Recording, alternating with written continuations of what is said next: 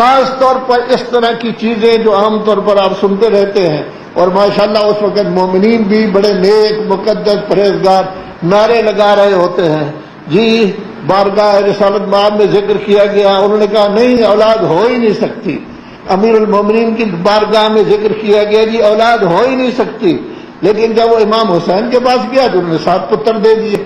7 بیٹے راہب کے جو ہے وہ ہو گئے، اور ہم اس پر خوش ہوتے ہیں کہ جو کام رسول اللہ سے نہیں ہو سکا بیچارے رہ گئے، کمزور پڑ گئے، ان سے نہ ہو سکا، اور جس کو غالب علی کل غالب ہم کہتے ہیں امیر المومنین سے بھی کام نہیں ہو سکا، وہ کہتے ہیں لکھی ہوئی نہیں ہے تیری اولاد، ہو ہی نہیں سکتی، لیکن کیا کہنا عظمت حسین کا، رسول اللہ سے بھی بڑھ گئے، علی سے بھی بڑھ گئے، رسول اللہ کہتے ہیں ابوہما افضل منہما، یہ جوانان جنت کے سردار ہیں لیکن علی ان سے افضل ہیں۔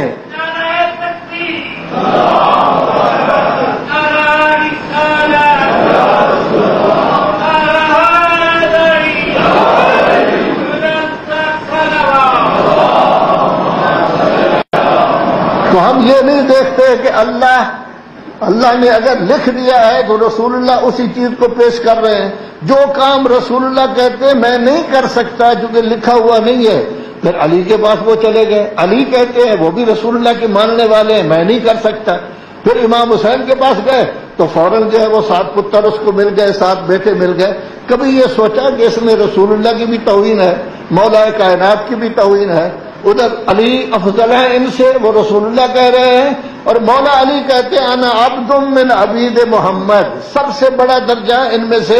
رسول اعظم کا ہے، سب کو پاس کر کے بائی پاس کر کے آدمی چلا جاتا ہے کہ امام نے دے دیا ہے۔ کیوں بھائی؟ یہ روایت ہے، یہ 150 سال پہلے ایک بریلوی سنی نے جو داتا کو مانتا ہے باقی لوگوں کو مانتا ہے اس نے لکھ دی تھی، جس کی نہ بنیاد ہے نہ کوئی اصل ہے نہ کچھ ہے، ہمارے حضرات نے اس کو لے لیا۔ یاد رکھیں جب بھی کوئی کام کریں ایک دوسرے کی فضیلت کا تذکرہ کریں، بزرگوں کو کبھی نہ بھولیں، سب سے اعلیٰ عرفہ رسول اللہ ہے، کوئی رسول اللہ جیسا نہیں ہے، اولاد رسول اللہ جیسی نہیں، علی رسول اللہ جیسے نہیں، زہرا رسول اللہ جیسے نہیں، پھر زہرا کو اور علی ابن ابی طالب کو امام حسن امام حسین سے افضل قرار دیا گیا ہے، یہ بھی افضل ہے، اس کے بعد ان کی باری ہے، پھر امام حسن افضل ہے، اس کے بعد باری امام حسین علیہ السلام کی آتی ہے، جب تک یہ درجہ بندی نہ ہو اس وقت تک یہ کام جو ہے وہ، لذا یہ میثاق تھا